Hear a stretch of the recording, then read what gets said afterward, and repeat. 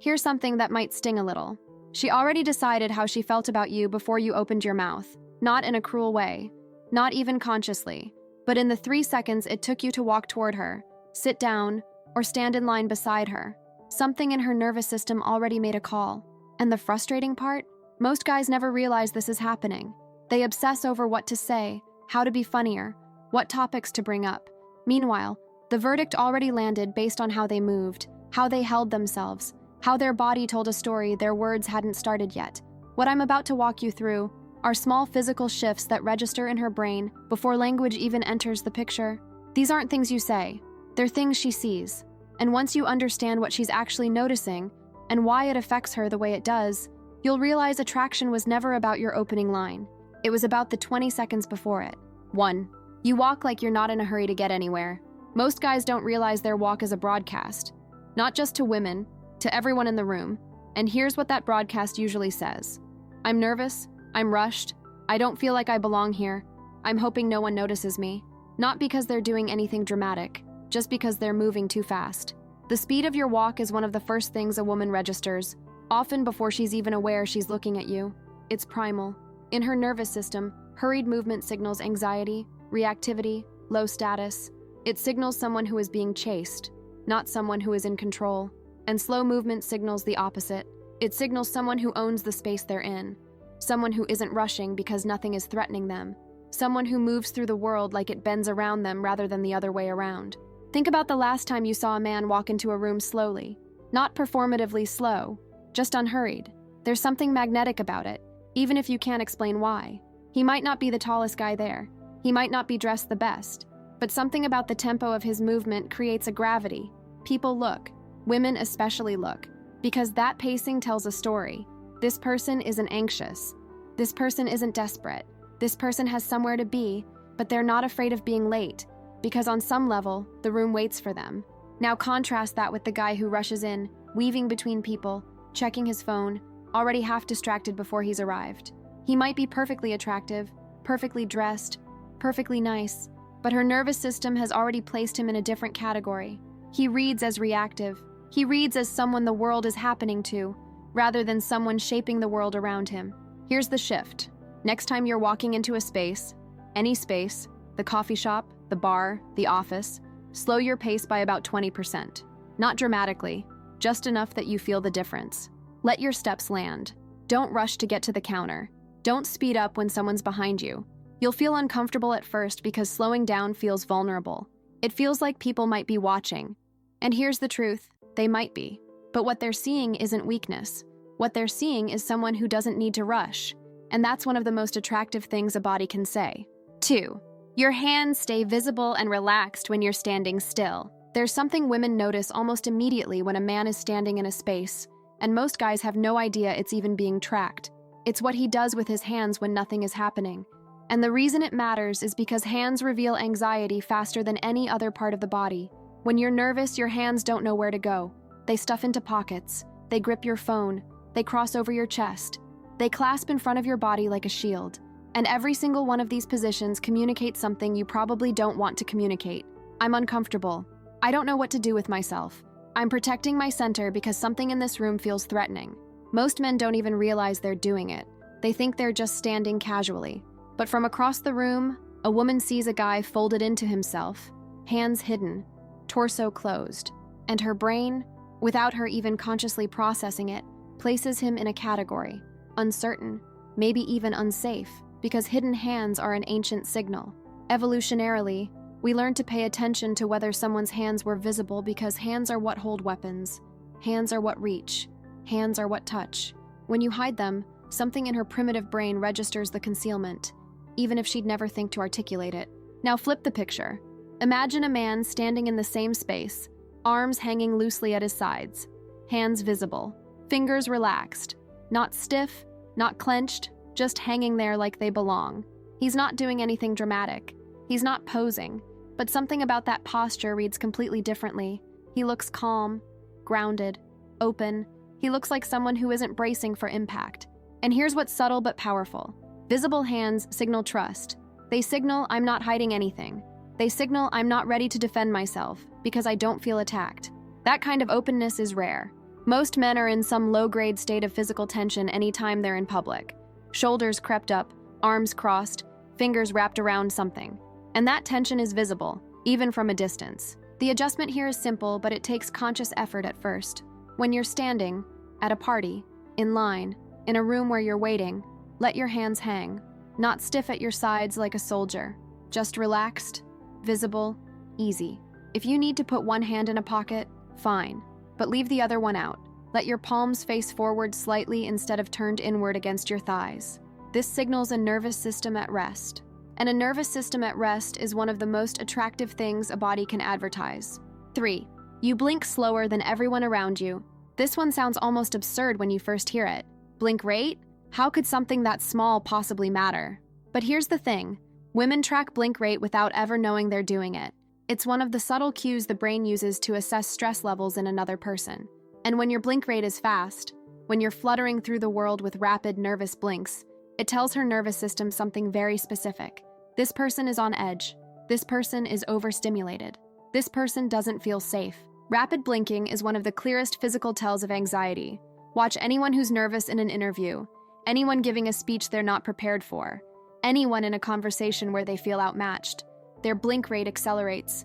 It's involuntary, and it signals that the brain is in a state of heightened processing, taking in too much information too fast, scanning for threats, unable to settle. Now think about what slow blinking signals. It signals ease. It signals presence. It signals a mind that is not overloaded, not scrambling, not desperate to keep up. Slow blinking reads as calm. It reads as confidence. It reads as someone who is exactly where they want to be and is in no rush to process the world around them. There's a reason charismatic people tend to blink slowly. Watch any footage of someone considered magnetically attractive, an actor in an interview, a politician who commands a room, a musician during a quiet moment on stage. Their blink rate is noticeably slower than the people around them. It creates a kind of stillness in their face, even when they're talking. It makes eye contact with them feel different, more weighty, more intentional, more like they're actually seeing you rather than just looking. The fix is deceptively simple, but it requires awareness. Start paying attention to your blink rate in conversations. You'll probably notice you blink more than you thought. When you become aware of it, consciously slow it down.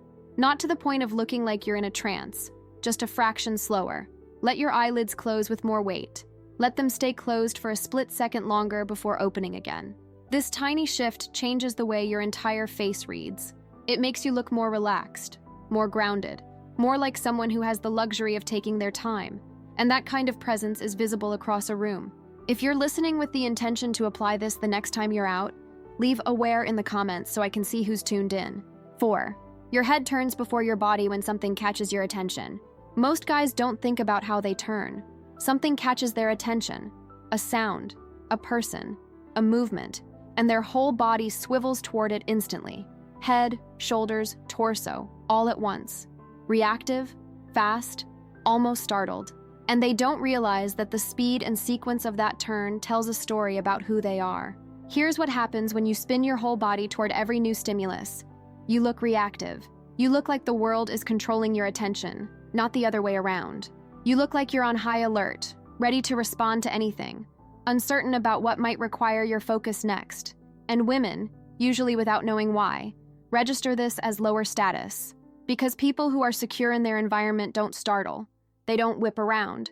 They respond with curiosity, not reflex. Now picture a different version. Something happens in the room. A door opens. Someone laughs. A glass drops. And instead of spinning, you turn your head first. Just your head. Slowly. Your eyes track the source of the stimulus while your body stays oriented where it was. There's a delay, maybe half a second, before your shoulders follow, and your torso follows after that. The whole sequence takes 2 or 3 seconds instead of happening all at once. That delay is everything, because that delay communicates. I'm choosing to give this my attention. I'm not startled. I'm not compelled. I'm investigating because I'm curious, not because I'm anxious. It's the difference between being pulled by the world and deciding to engage with the world. And that difference registers in her subconscious before she's had time to form a conscious thought. Watch any high-status character in a film. The CEO, the crime boss, the man in the tailored suit who everyone else defers to. Notice how they turn. Head first. Slow. Deliberate. Their body language says, Nothing in this room can make me react faster than I choose to react. And that restraint reads as power. It reads as control. It reads as someone who is not afraid of whatever's about to demand their attention. Practice this in low-stakes environments. When you hear something behind you, a door, a voice, a noise, resist the urge to spin. Turn your head first. Let your eyes find the source. Then let your body follow at its own pace. It'll feel slow at first. It'll feel almost theatrical. But it's not about performing. It's about training your nervous system out of reactivity. And the more you practice, the more natural it becomes. Eventually, you won't have to think about it. You'll just be the guy who moves like nothing surprises him. And that's a guy women can't stop looking at. 5. You take up the full width of your shoulders instead of curling inward. There's something most guys do without realizing it. A slow, unconscious collapse. Over years, their shoulders have crept forward. Their chest has narrowed. Their whole upper body has curved inward, like they're trying to take up less space, like they're apologizing for existing in the room. And they don't even notice it because it happens so gradually. But women notice, immediately. Posture is one of the loudest nonverbal signals you broadcast. Before a woman hears your voice, before she sees your face clearly, she sees your silhouette. And that silhouette either says, "I belong here," or it says, "I'm trying not to be seen." When your shoulders are rolled forward, when your chest is concave, when your body is folded in on itself, you look smaller than you are. You look uncertain. You look like someone who doesn't fully believe they deserve the space they're standing in. And here's the thing. Women respond to the space you occupy, not because they're impressed by physical size. That's a misunderstanding. They respond because space-taking is a proxy for confidence. It's a proxy for a nervous system that feels safe. When you occupy your full frame, when you let your shoulders sit where they're meant to sit, when you let your chest open, when you stop shrinking, you look like someone who isn't afraid. And that absence of fear is what she's actually noticing. Think about it from her perspective. She walks into a room and scans for potential partners. She's not thinking about shoulder width or posture ratios, but her brain is processing hundreds of signals. And one of the clearest ones is, does this person carry themselves like they belong here? Does this person look comfortable in their own body? Does this person take up space like it's theirs to take? When the answer is yes, something in her registers attraction before she knows why. The fix isn't about puffing yourself up. It's not about throwing your shoulders back like you're in a military parade. That looks forced. It looks performative. The fix is about allowing your body to exist at its natural width. Let your shoulder blades draw slightly together. Not aggressively, just gently. Let your chest be visible instead of caved in. Let your arms hang at the sides of your torso instead of in front of it. When you stand like this, you feel different. You breathe differently, deeper, slower. You feel more grounded, and that internal shift shows externally. Because the truth is, posture isn't just about how you look.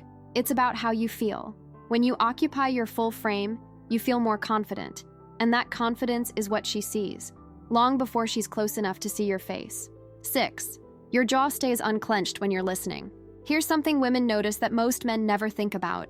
What happens to your face when you're not talking?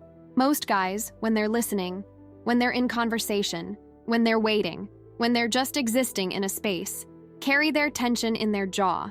They clench, sometimes subtly, sometimes so intensely that the muscles in their face visibly tighten, and they have no idea they're doing it.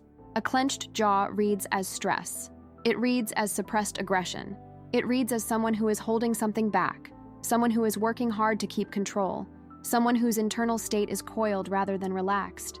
And while one woman might not consciously think he's clenching his jaw, therefore he's anxious, her nervous system is reading it. Her body is picking up the signal. And the signal is, this person is not at ease.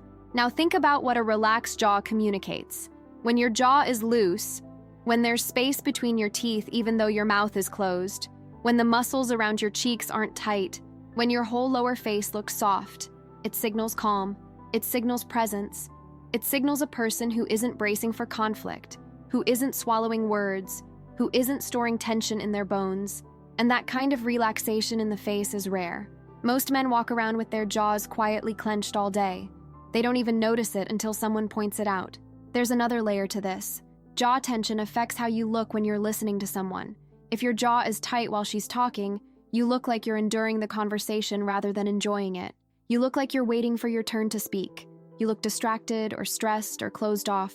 But if your jaw is relaxed, if your face is soft, open, unguarded, You look like you're actually receiving what she's saying. You look present. You look like you're with her. And that kind of attentiveness is incredibly attractive because it's so uncommon. Start paying attention to your jaw throughout the day, when you're at your desk, when you're on the train, when you're in a conversation. Notice when you're clenching. When you catch it, consciously release. Let your jaw drop slightly. Let there be space between your molars. Let your lips rest together without pressing. This is one of the smallest shifts you can make and one of the most powerful because it changes the entire energy of your face. 7. You keep your chin parallel to the ground instead of tilted up or down. Most guys have a default chin position, and they've never thought about it. Some tilt their chin up, an unconscious attempt to look taller or more dominant or more confident. Some tilt it down, an unconscious posture of deference, of avoidance, of trying not to be noticed. And both of these positions send signals that undermine attraction. When your chin tilts up, you look like you're trying too hard. You look like you're performing dominance rather than embodying it. There's something about an elevated chin that reads as arrogant, but not in a secure way, in a compensating way. Like you're hoping the extra inch of height will convince someone you're more powerful than you feel. Women pick up on this instantly. It reads as insecurity wearing a mask. When your chin tilts down, you look defeated. You look like you're protecting your throat, which, evolutionarily, is exactly what you're doing. A lowered chin is a submission signal. It says, I'm not a threat.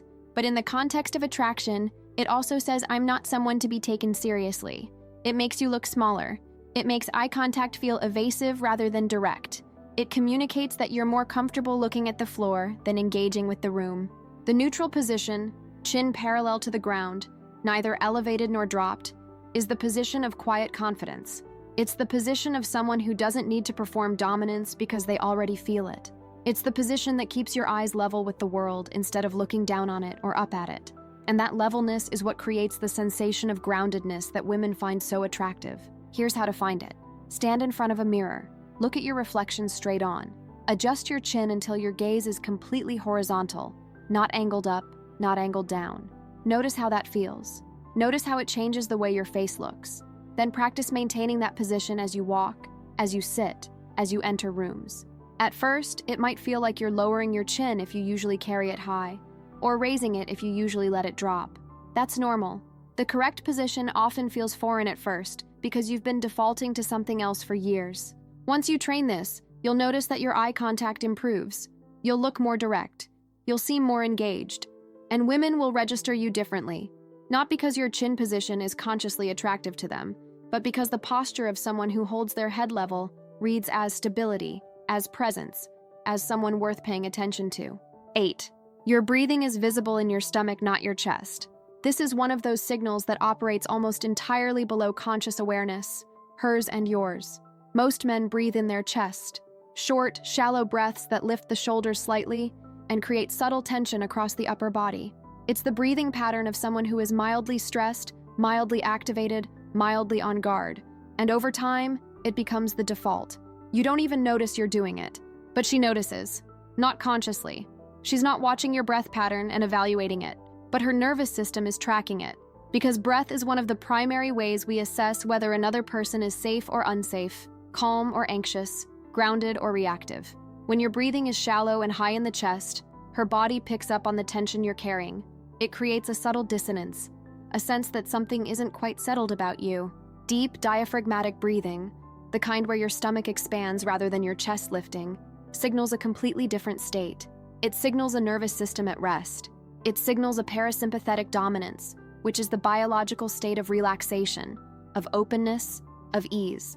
When you breathe this way, your whole body softens, your shoulders drop, your jaw relaxes, your movements slow slightly, and all of those secondary effects compound to create an overall impression of calm.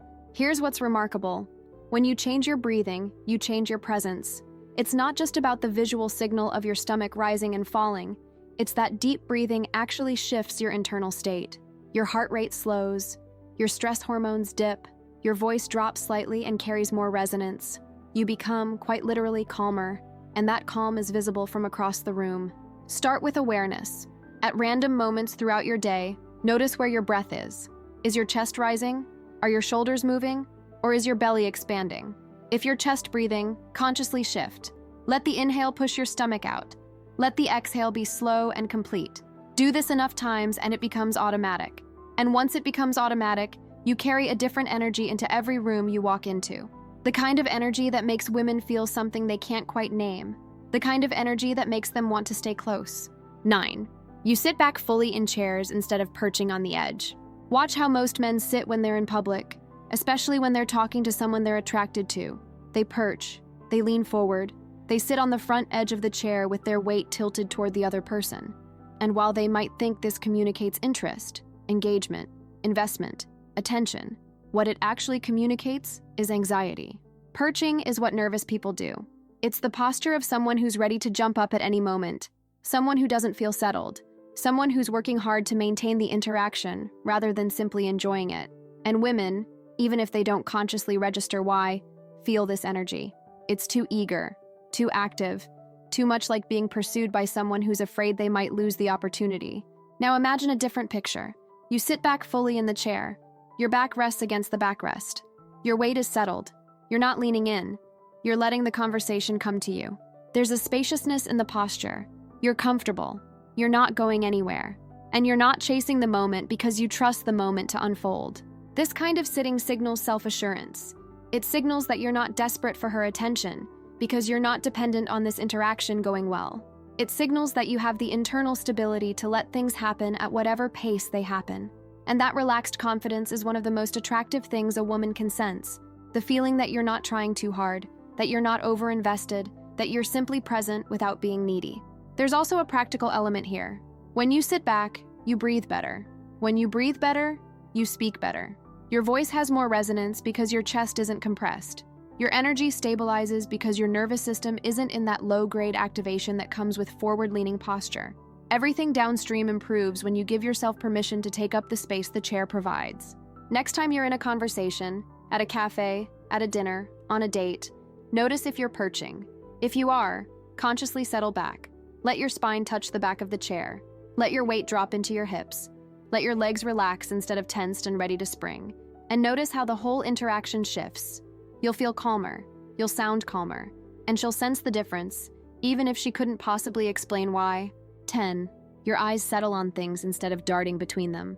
There's a reason sustained eye contact feels powerful, and there's a reason most men can't hold it. When your eyes dart, when they're constantly scanning, moving, jumping from one thing to another, it signals an unsettled nervous system. It signals that your brain is in search mode, trying to track too many stimuli at once, not fully present with any one thing, and this constant motion reads as anxiety. Women register darting eyes as instability, not because they're consciously tracking your gaze pattern, but because the overall effect creates an impression of someone who isn't fully there, someone whose attention is fragmented, someone who looks like they're waiting for something more interesting to happen. And that's not attractive. What's attractive is someone whose gaze settles on her, on the environment, on whatever they're engaged with, and stays long enough to feel intentional. Slow, settled eyes communicate calm. They communicate that you're not overwhelmed by your environment. They communicate that you're capable of focusing, of being present, of giving something your full attention. And when that settled gaze lands on her, even briefly, it feels different. It feels like being seen, not scanned, not glanced at, seen. There's a trick to developing this. Start by noticing your current pattern.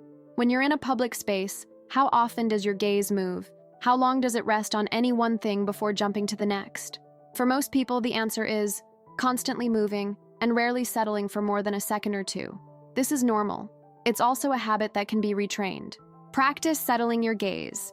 Pick a point in the room and look at it for 3 full seconds before moving to something else. Then let your gaze rest on the next point for another 3 seconds.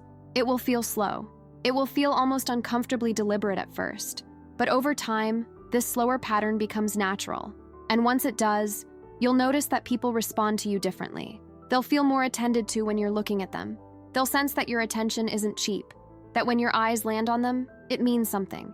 And that kind of attention, in a world full of darting glances and fragmented focus, is magnetic. Stay with me here. What comes next gets more nuanced, because once the basics of physical presence are in place, there's a whole other layer of small signals that most men never even consider. The kind of signals that separate someone who looks calm from someone who feels calm, and she can tell the difference. 11.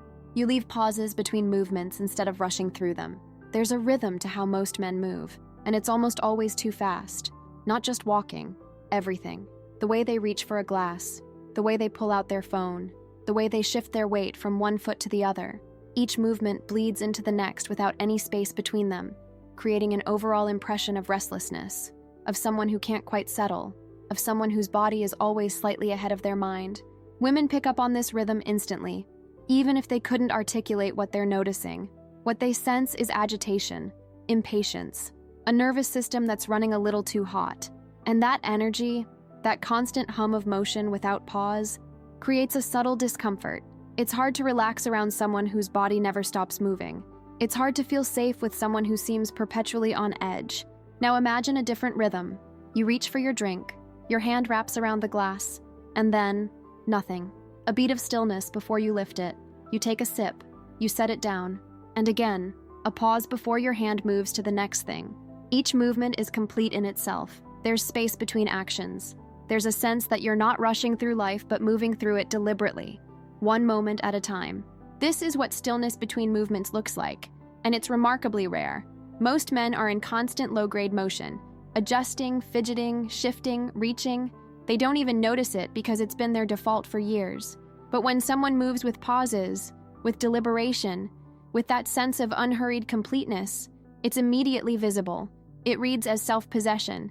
It reads as someone who isn't driven by impulse or anxiety. It reads as someone whose body obeys their mind rather than the other way around. The practice here is simple but requires attention. Start noticing the transitions between your movements. When you finish one action, don't immediately begin the next. Let there be a beat, even just half a second, of stillness. You're not frozen. You're not performing. You're just allowing each movement to complete before initiating another. Over time, this creates a completely different presence. You move like someone who has time, like someone who isn't chasing anything. And that unhurried quality is one of the most attractive things a body can express. Think about the men in films who command attention, the ones who seem magnetic even when they're doing nothing dramatic. Watch their movements. There's always space between actions. A pause after setting down a glass, a beat of stillness before turning. That rhythm, that willingness to let silence exist between motions, is what creates gravity. It's what makes people lean in instead of looking away. And it's something any man can develop with conscious practice. 12. Your hands move after your words, not before them. Most men gesture when they talk. That's normal. That's human. But there's a subtle difference between gesturing that supports your words and gesturing that precedes them. And women pick up on this difference without ever knowing they're tracking it. When your hands move before your words come out, it signals that you're searching. Your brain is reaching for the next thought, and your body is trying to help it along. The gesture becomes a kind of verbal filler, a physical or that shows you're not quite sure what you're about to say. And while this happens to everyone occasionally, when it becomes a pattern, it reads as uncertainty, as someone who's improvising, as someone who doesn't quite trust their own thoughts. When your hands move after your words, or during them in sync with your speech, the effect is completely different. Now the gesture is emphasis rather than search. It underlines what you've already said rather than fishing for what you're about to say.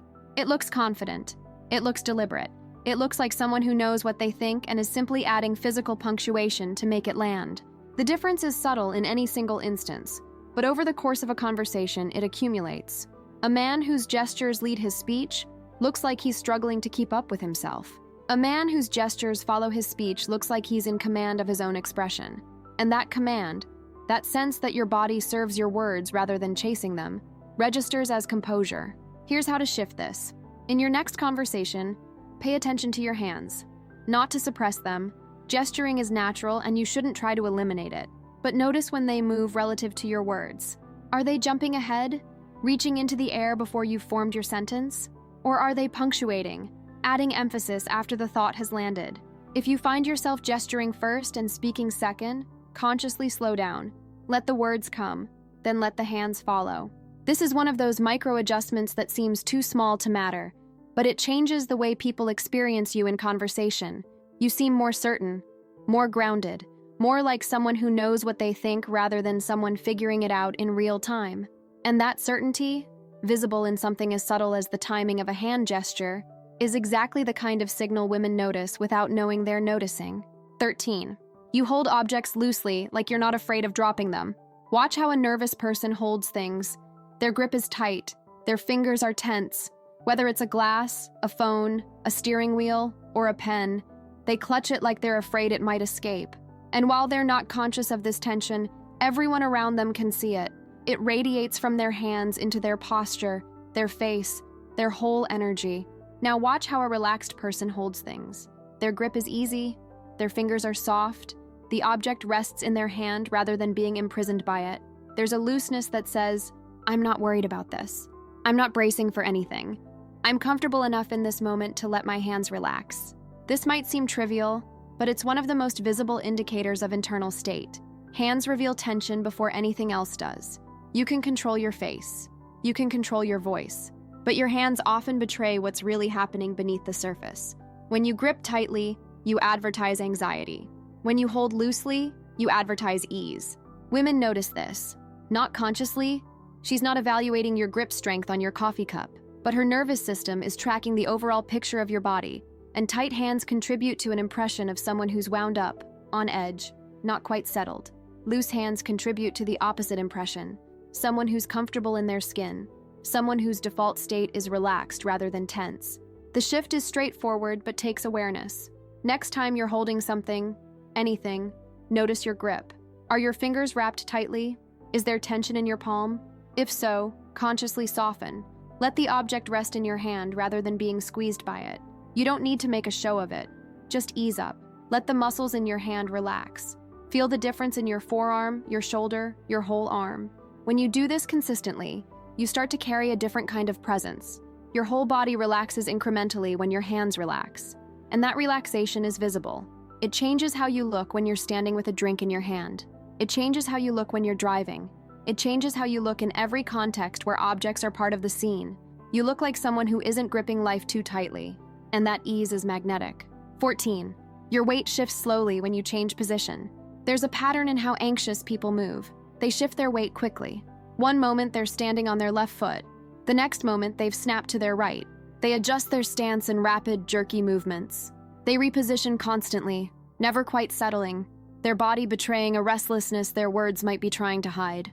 Slow weight shifts tell a completely different story. When you move from one foot to the other gradually, when the transition takes a full second or two instead of happening instantly, you look grounded. You look like you're not in a hurry. You look like your body has found a position it's comfortable in and is only leaving that position deliberately, by choice, at its own pace. This is one of those signals that operates almost entirely in the background.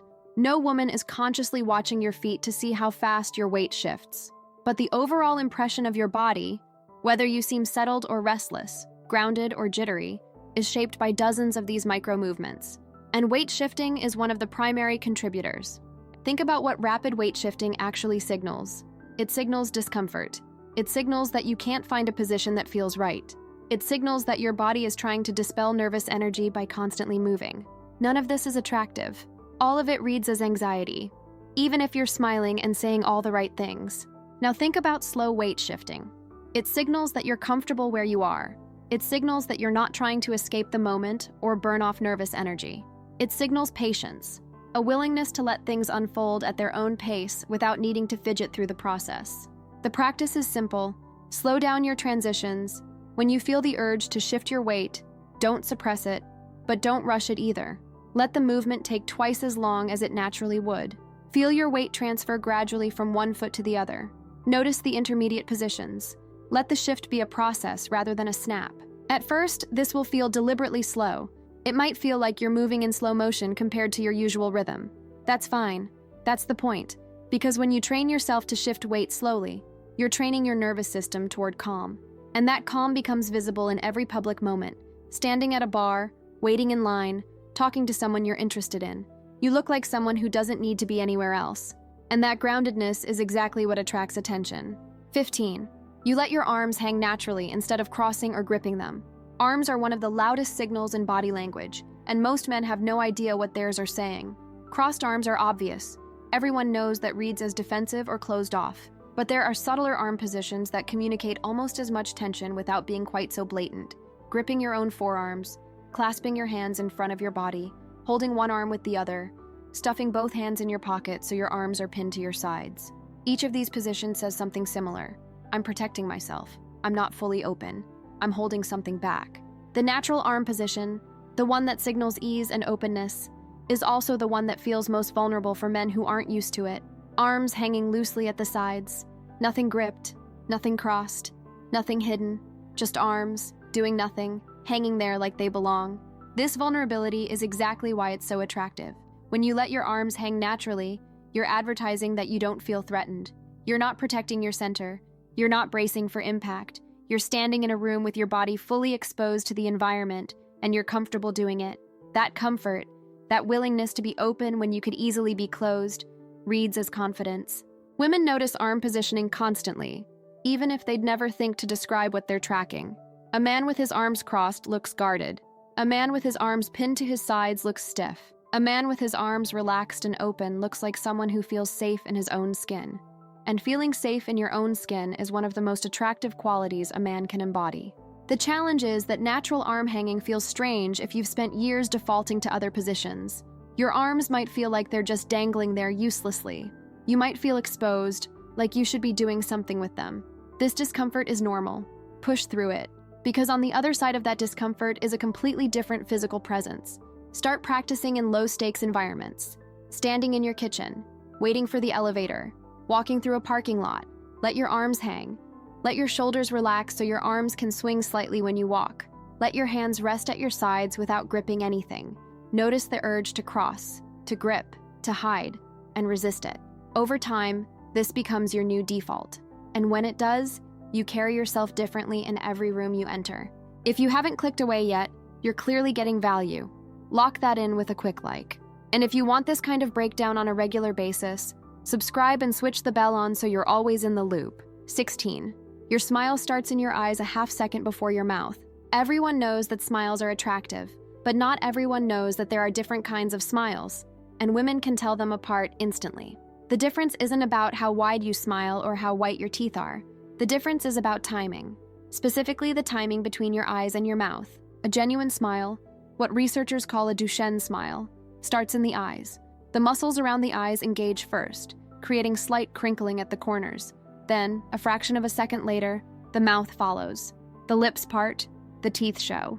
The full expression unfolds. But the spark begins in the eyes. A social smile, the kind most men default to in public situations, works in reverse. The mouth moves first. The lips stretch into position, and the eyes either follow belatedly or don't engage at all. This creates a smile that looks technically correct but feels hollow. It looks performed rather than felt. And women, who are evolutionarily tuned to detect authenticity in facial expressions, register the difference immediately. When your smile starts in your eyes, it feels warm, real, inviting. It signals that you're actually feeling something positive, not just displaying a socially appropriate expression, and that authenticity is magnetic. People want to be around someone whose joy is genuine, whose warmth is felt rather than manufactured. The tricky part is that you can't exactly fake an eye smile. The muscles involved, the orbicularis oculi, don't respond well to conscious control. You can't just decide to crinkle your eyes and expect it to look natural.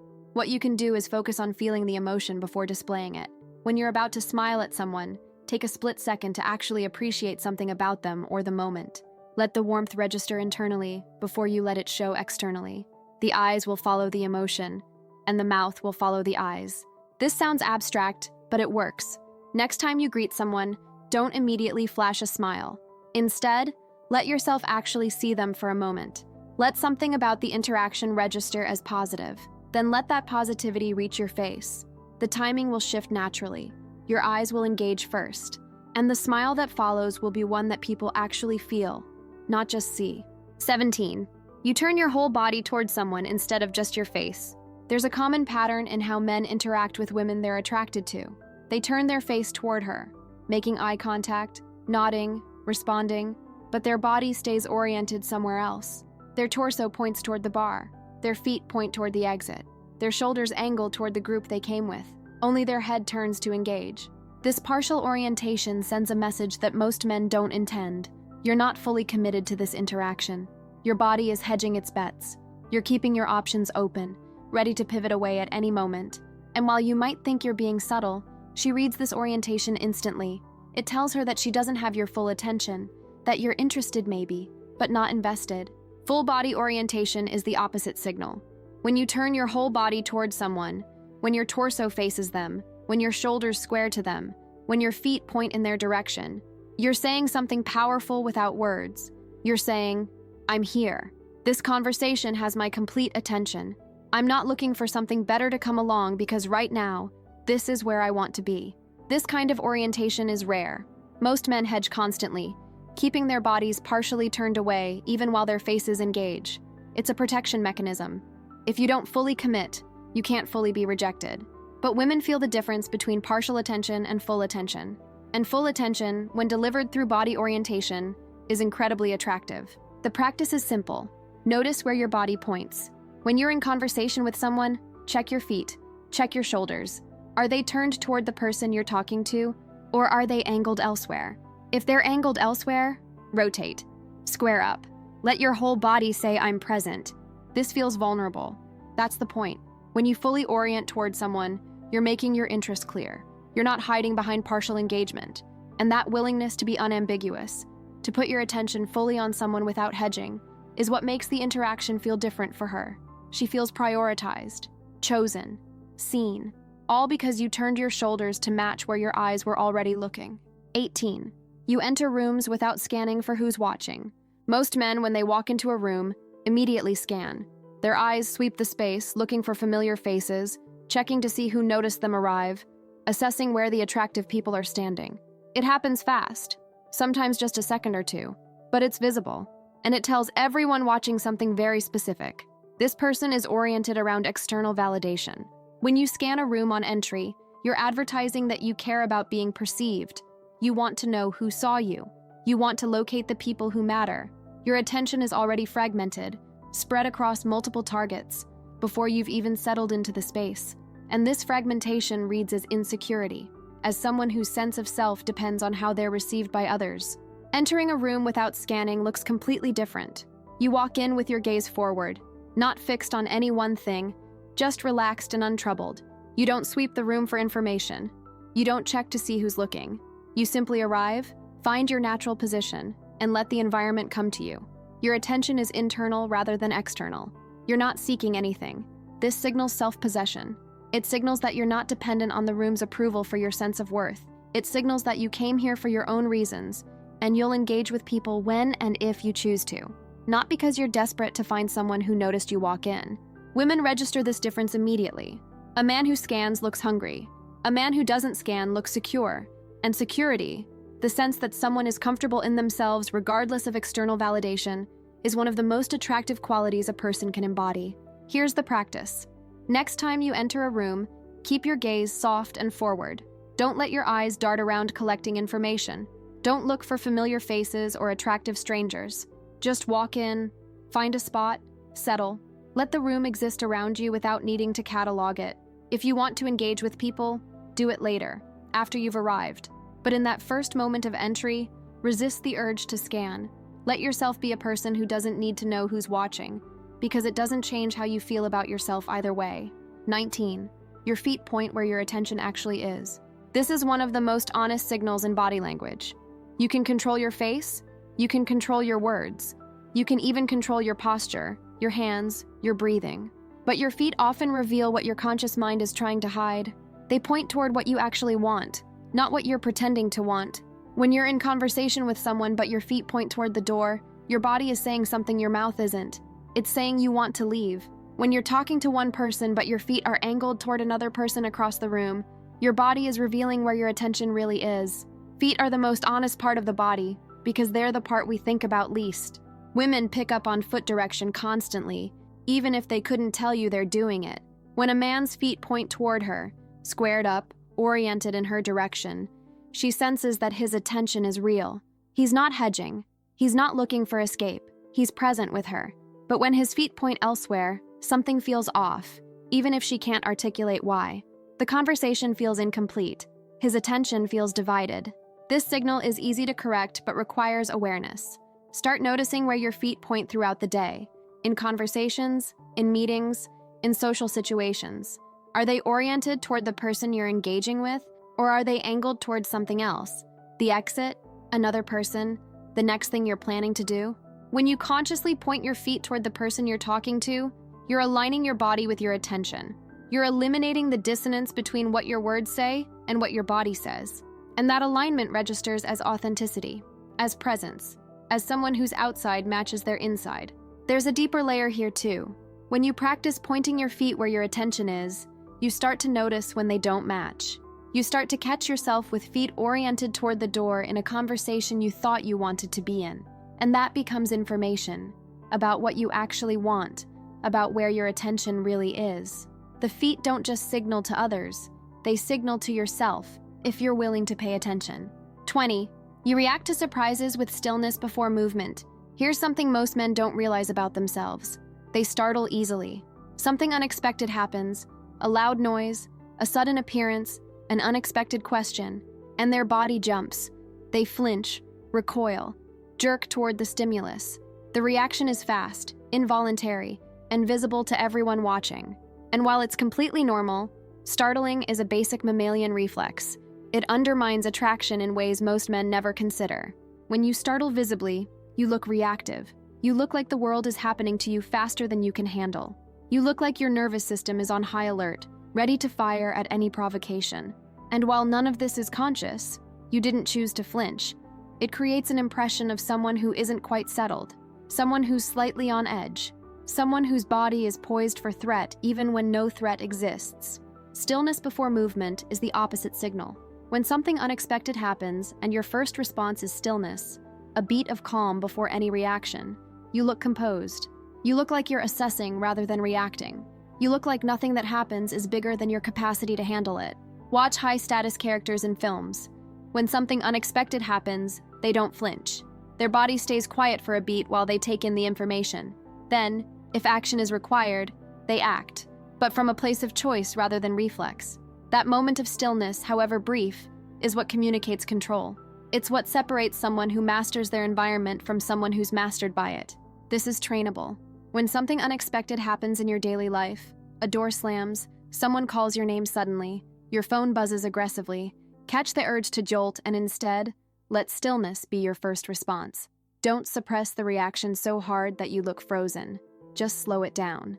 Let there be a beat between the stimulus and your response. Let your body communicate, I'm taking this in. I'm not startled because I don't startle easily. Nothing that happens is bigger than my ability to stay grounded. Over time, this becomes your default. The startle reflex dulls. Your body learns that not everything requires an immediate reaction.